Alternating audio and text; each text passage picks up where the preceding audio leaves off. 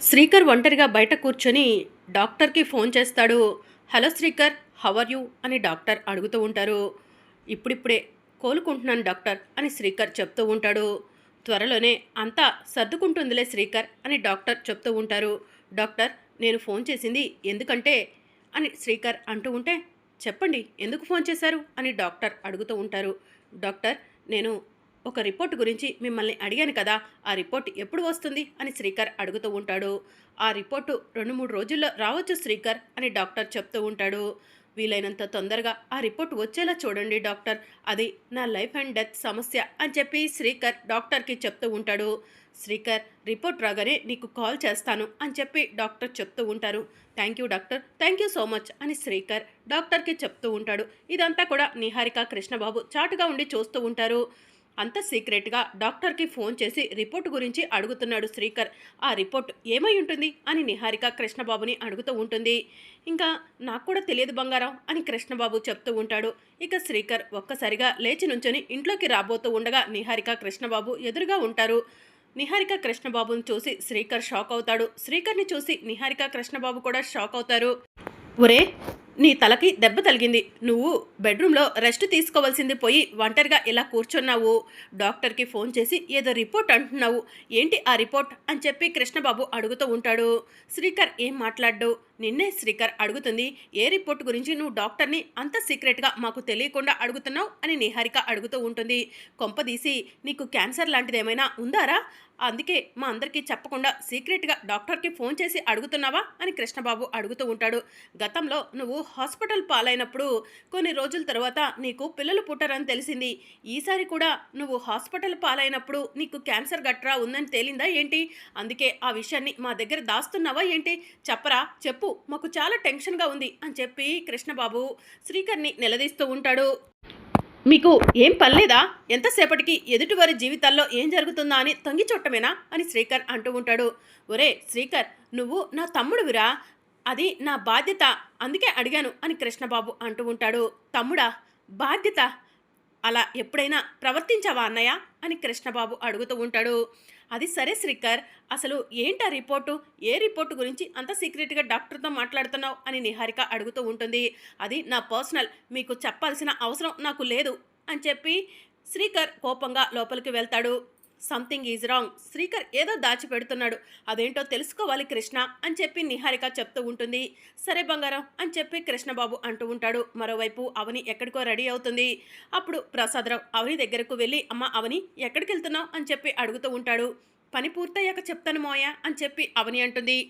అమ్మ అవని, నేను నీ మామయ్యగా అడగట్లేదు, తండ్రిగా ఒక కూతురు ఎక్కడికి వెళ్తుందో తెలుసుకోవాలనుకుంటున్నాను, చెప్పమ్మా ఎక్కడికి వెళ్తున్నావు అని ప్రసాదరావు అడుగుతూ ఉంటాడు. నా భర్తను అలాంటి పరిస్థితికి గురి చేసిన ఆ వసీకర ఎవరో తెలుసుకోవాలనుకుంటున్నాను అని చెప్పి అవని చెప్తూ ఉంటుంది. రాత్రి వచ్చిన పీడకల గురించి నువ్వు మర్చిపోయినట్లేవమ్మా అని ప్రసాదరావు అంటూ ఉంటాడు. ఎలా మర్చిపోతాను మోయ్య, నిన్నటికి నిన్న నా బావ ప్రాణాపాయంలో పడ్డాడు, రాత్రి నా కూతుర్ని ఆ మాంత్రికుడు చంపబోతున్నట్టు నాకు కలలో కనిపించింది, ఇవన్నీ చూస్తుంటే ఏదో పెద్ద విషయం జరగబోతుంది అనిపిస్తుంది మోయ అని చెప్పి అవని అంటుంది. నువ్వు ఎవరిని అనుమానిస్తున్నావమ్మా అని చెప్పి ప్రసాదరావు అడుగుతూ ఉంటాడు. ఇంకెవరు మోయ, ఆ మాయ, వసీకర, ఆ మాంత్రికుడు ముగ్గురు ఒకటేనేమోనని అనుమానంగా ఉంది. ఆ మాయ దగ్గరకు వెళ్ళి ఎలా అడగాలో అలా అడిగితే ఆ మాయ నిజం బయట పెడుతుంది మోయ అని చెప్పి అవని అంటుంది. అమ్మా అవని, ఆ మాయ మాడిపోయింది, ఇప్పుడు ఆ మాయ గురించి నువ్వు ఏం చెప్పినా కూడా ఎవరు నమ్మరమ్మా అని చెప్పి ప్రసాదరావు చెప్తూ ఉంటాడు. తెల్ల కాగితంలాగా ఆ మాయ అందరి ముందు నటిస్తుంది, అది తెల్ల కాగితం కాదు, నలుపు రంగు కాగితం అని నేను నిరూపిస్తాను మోయ అని చెప్పి అవని అంటుంది. అమ్మ అవని, ఎందుకైనా మంచిది జాగ్రత్త అమ్మా, ఆ మాయతో అనవసరంగా పెట్టుకొని సమస్యలు కొని తెచ్చుకోకు అని ప్రసాదరావు చెప్తూ ఉంటాడు. నా భర్తను ఆ పరిస్థితిలో చూసిన తరువాత నాకు ఏం చేయాలో కూడా అర్థం కావట్లేదు, అసలు ఆ వసీకర ఎవరో తెలుసుకుంటాను మావయ్య అని చెప్పి అవని అంటూ ఉంటుంది. ఇక మరోవైపు వసీకర పల్లెటూరులో కూర్చొని అక్కడ పూజలు జరిపిస్తూ ఉంటుంది. ఇక మరోవైపు శ్రీకర్ ఒంటరిగా కూర్చొని ఆలోచిస్తూ ఉంటాడు. అప్పుడు పెద్దిరాజు శ్రీకర్ దగ్గరకు వెళ్ళి, చిన్నల్లుడు ఏం ఆలోచిస్తున్నావు అని చెప్పి అడుగుతూ ఉంటాడు. ఏం లేదులే బావా అని శ్రీకర్ చెప్తూ ఉంటాడు. నాతో రా శ్రీకర్ అని పెద్దిరాజు పిలుస్తూ ఉంటాడు. ఎక్కడికి బావా అని శ్రీకర్ అడుగుతూ ఉంటాడు. చెప్తాను రా అల్లుడు అని చెప్పి పెద్దిరాజు శ్రీకర్ చెయ్యి పట్టుకొని ఇంట్లో నుంచి బయటకు తీసుకెళ్తూ ఉంటాడు. అప్పుడు అవని కార్ స్టార్ట్ చేస్తూ ఉంటుంది. కార్ స్టార్ట్ అవ్వక ఇబ్బంది పడుతూ ఉంటుంది. అమ్మ అవని నువ్వు కూడా బయటే ఉన్నావా అని పెద్దిరాజు అంటూ ఉంటాడు. అవునన్నయ్య బయటికి వెళ్దామని కార్ దగ్గరకు వచ్చాను. ఈ కారు కూడా నా మొగుడుకు లాగానే మొండిది, స్టార్ట్ అవ్వట్లేదు అని చెప్పి అవని అంటూ ఉంటుంది. ఏంటన్నయ్య ఇలా వచ్చారు అని చెప్పి అవని అడుగుతూ ఉంటుంది. చంటోడిని తీసుకొని వచ్చానమ్మా అని చెప్పి పెద్దిరాజు చెప్తూ ఉంటాడు. ఏంటన్నయ్య ఈయన చంటోడా అని చెప్పి అవని అంటుంది. అవునమ్మా ఎవరు ఏం చెప్పినా కూడా వింటాడు కదా, అందుకే చంటోడు అంటున్నాను అని చెప్పి పెద్దిరాజు చెప్తూ ఉంటాడు. ఈయన చంటోడు కాదన్నయ్య, ముదురు, మహాముదురు, దేశ ముదురు అని చెప్పి అవని అంటుంది. బావా ఇంతకీ ఇక్కడికి ఎందుకు తీసుకొచ్చావో చెప్పు అని చెప్పి శ్రీకర్ అడుగుతూ ఉంటాడు. అమ్మ అవని గతంలో శ్రీకర్ మామయ్య గారిని చూసినందుకు నీకు 25,000 ఇవ్వాలని డబ్బు తీసుకొచ్చి ఇచ్చాడు కదా, అప్పుడు నువ్వు ఆ డబ్బుని శ్రీకర్ మొహం మీద కొట్టడమే కాకుండా వీళ్ళందరికీ ఎంతెంత సేవ చేశావో ఆ లిస్టు కూడా తీసుకొచ్చి ఇచ్చావు కదమ్మా.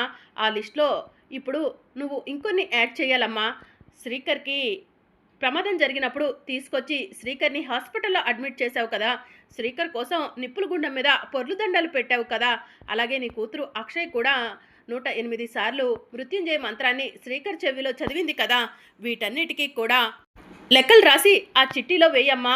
గతంలో 2.5 లక్షలైనాయి, ఇప్పుడు నువ్వు చేసిన సేవలన్నిటికీ కూడా 2 లక్షలయ్యి మొత్తం కలిపి 4.5 లక్షలు అవుతుంది.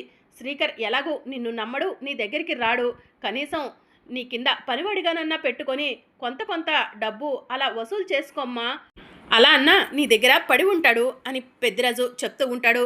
అన్నయ్య నేను ఆ రోజు ఆ చిట్టీలో రాసినవన్నీ కూడా డబ్బు కోసమో ఇంక దేనికోసమో కాదన్నయ్య, డబ్బుతో ఏది కొనలేమని తెలియచేయడానికి. డబ్బిస్తే ఎంత మందైనా సేవలు చేయడానికి వస్తారు, కానీ భర్తకి సేవ చేయాల్సింది భార్య కదన్నయ్య, అత్తమామలకు సేవ చేయాల్సింది కోడలే కదన్నయ్య, అదంతా కూడా తెలుసుకోవాలని చెప్పే ఆ రోజు నేను సేవ చేసినందుకు నాకు డబ్బులు ఇవ్వమని అడిగాను.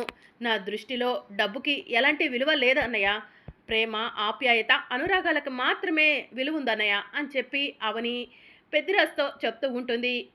చిన్నలుడు చూసావా అవని గొప్పతనం, ఇలాంటి అవనిని అందరి మాటలు విని నువ్వు అపార్థం చేసుకుంటున్నావు అల్లుడు అని చెప్పి పెద్దిరాజు చెప్తూ ఉంటాడు. నా కూతురు నేను దారిన పోయిన వాళ్ళకే సహాయం చేయాలని చూస్తాం, అలాంటిది నా ఇంట్లో వాళ్ళకు నేను ఆ మాత్రం సహాయం చేయలేవనా, వాళ్ళకి ఏదైనా కష్టం వస్తే చూస్తూ ఊరుకుంటానా అన్నయ్య అని అవని అంటూ ఉంటుంది. ఇప్పటికైనా మారల్లుడు, నువ్వు మారుతావన్న ఉద్దేశంతోనే నిన్ను అవని దగ్గరకు తీసుకొచ్చాను, చెప్పుడు మాటలు వదిలేసి అవనిని అక్షయ్ను దగ్గరికి తీసుకో అని పెద్దిరాజు అక్కడి నుంచి వెళ్ళిపోతాడు.